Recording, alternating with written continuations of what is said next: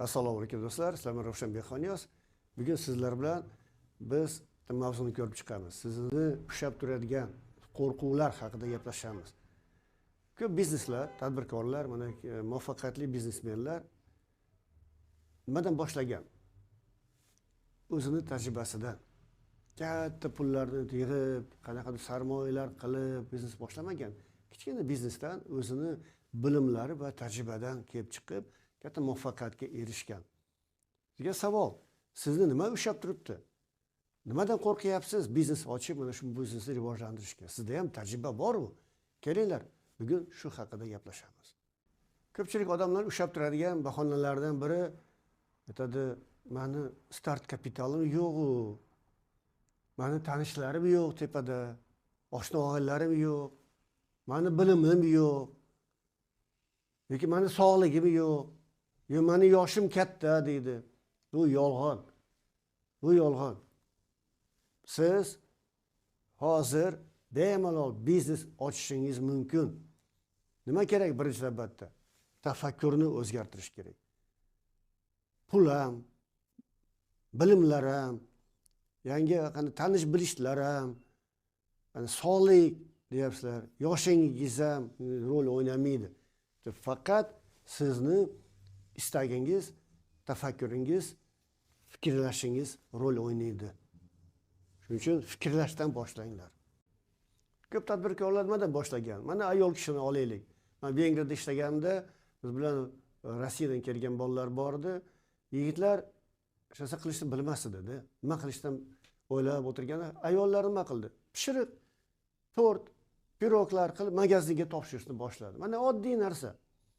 Ikkinchi, mana ben ko'p bolalarni bilaman, qo'lidan nima kelardi bular? Ta'mirlash, slesar, elektrik. Sizni ham qo'lingizdan birasi ish keladi. Yoki qo'y so'yishni bilishingiz mumkin. Hammamizda qanaqa tajriba bor. Mana shu ko'p tadbirkorlar shu ishdan boshlagan, o'zini yaxshi bilgan, yaxshi ko'rgan, qila oladigan ishdan boshlagan. Shunday qilib bular mana shu biznesni, kichik biznesni katta biznesga aylantirib muvaffaqiyatga erishgan. Bilib qo'ying, sizni tajribangiz, sizni kapitalingiz. Eng keraklisi mana sizni tajribangiz. Tajriba qo'lingizdan keladigan ish. Barabar kapital. Balki siz 3 ta bolani onasisiz, to'qishni yaxshi bilasiz. Yoki qo'lingizdan qanaqadir yodgorlik ish keladi. Yoki sizni ovozingiz chiroyli, operator bo'lib ishlashingiz mumkin. Shunday qilib, siz biznes ochib, tajribangiz orqali biznesingizni kattaytirishingiz mumkin. Noto'g'ri fikr. Odamlar aytadiki, ofis olishim kerak, bitta sekretarni o'tkazib qo'yishim kerak, 2-3 ta ishchilarni olishim kerak dedi. Yo'q do'stlar, ofis ham kerak emas, sekretar ham kerak emas. Siz nima qilishingiz kerak? Birinchi navbatda mana bu sizning tajribangiz bormi? Muomala. Qanaqa muomala odamlarda? Mana masalan, men bilamanki, o'zimiz ham shuni qiynalyapmiz. Bitta narsa ishdan chiqadigan bo'lsa, sifatli, narxi ham yaxshi bo'ladigan odam, ta'mirlaydigan odam yo'q, santexnikani, elektrikani. Mana bizda bitta odamimiz bor, faqat shuni chaqiramiz. Elektrikani yaxshi xizmat qiladi, yaxshi arzon oladi. Santexnikada ham mana shunaqa. Sizda agar santexnik bo'lsangiz, mana shu orqali muomalani toping birinchi navbatda. Biz aytamiz-ku, biznes boshlashdan oldin qanday talab bor, qanaqa muammolar bor odamlarda. Shu muammoni yechishga harakat qiling. Shu tajribangiz orqali muammasini yeching, odamlarning muammasini yeching. Mana bu biznes boshlanishi bo'ladi. Savol tug'ilyapti. Nima qilish kerak? Kelinglar, qadamma-qadam ko'rib chiqaylik. Birinchi qadam. Nima qila olasiz? Qo'lingizda nima ish keladi? Qo'y so'yishni bilasiz? Yoki ovqat qilishni bilasizmi? Santexnikani ta'mirlashni bilasizmi? Savolga javob bering. Nima qila olasiz? Yozdik. Aniqlang. Undan keyin kim uchun bu foydali bo'ladi? Mijozlaringiz kim? Kimga buni taklif qilsam bo'ladi? qanday qilib taklif qilsam bo'ladi va ularni siz topgandan keyin ularga yordam bering. Kerak bo'lsa birinchi xizmatingizni bepul bering. DBCO deyiladi. Kutgandan ko'ra ko'proq. Agar odam mabodo siz sotmoqchi bo'lsangiz, u odam qo'rqadi. Yo'q, uka, menda hammasi joyida deydi. Siz bepul qanaqadir narsani berib ko'ring va tanishing. Shu orqali yordam bergan bo'lasiz bu odamga. Undan keyin upakovka qilish kerak. Qanday qilib? Kerak bo'lsa sayt tuzing. Bu oddiy narsa, qimmat turmaydi.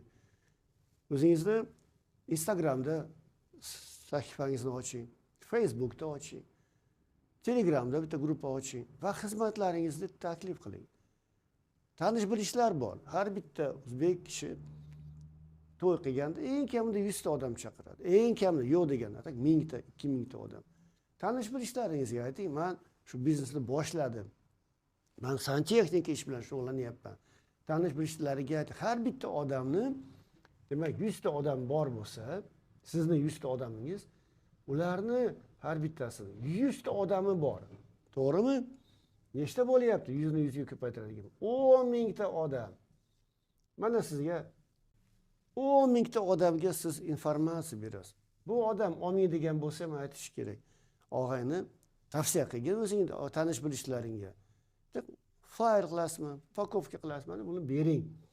10 mingta odamda baribir voronka bo'ladi. Voronkadan 10 mingtasidan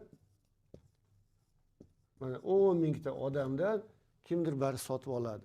Qiziqadi, bo'pti, mingtasi qiziqsin. 20 tasi sotib olsa, mana sizga voronka bo'lib kelyapti. Demak, upakovka, tanish bilishlar, so'zsetlar. 5. Sotuv boshlandi, pul yig'ilishni boshlandi. Bunda demak, sifatini yaxshilashingiz kerak. Masshtablashtirishingiz kerak, kattaytirishingiz kerak va keyin yordamchilar olib, ularni boshqarishni o'rganishingiz kerak. Mana men boshqarishni o'rgataman. Siz ertaga bitta, ikkita, uchta odam komanda tuzganingizdan keyin qanday qilib bu biznesni keyingi pog'onaga chiqarish kerak? Qanday qilib ko'paytirish kerak? Qanday qilib kattaytirish kerak? Savolga javob kerak bo'lsa, marhamat, men sizga yordam beraman. Masshtablashtirish bo'yicha. Men ko'p odamlarni taniyman. Yillab biznes ochaman, buni qilaman deb yurganlar bor. Bor odamlar o'ylamasdan harakat qilishganda va muvaffaqiyatga erishgan. Agar siz ham mana boshlashni bilmayotgan bo'lsangiz, marhamat, murojaat qiling, men yordam beraman. Agar siz mana qaror qabul qilgan bo'lsangiz, albatta o'zingizga va'da bering, so'z bering. Bolalaringizni oldida ertaga, men bolalarim men uchun ota, doda, siz boy emassiz, mana qo'shnilarimiz boy deganda men bilmadim, menda kasal edi, men qo'rqaman qarorlar qabul qilishni demasdan, qaror qabul qiling. Yozing, men bugundan boshlayman deb. Men biznesni boshlayman deb yozingda harakatni boshlang. Bo'lmayotgan bo'lsa, bilmayotgan bo'lsangiz, marhamat, keling, men sizni o'rgataman. Eng asosiysi, muhim emas, kimsiz, qayerdasiz. Eng muhimi, qayerga bormoqchisiz, qayerga harakat qilmoqchisiz. Agar mana shu qaror qabul qilgan bo'lsangiz, kommentariyada razbor deb yozing yoki qaror deb yozing. Biz siz bilan albatta bog'lanamiz va birgalikda maslahatlashib bitta yechim topamiz. Salomat bo'ling, sizlar bilan Ravshanbek Xoniyaz.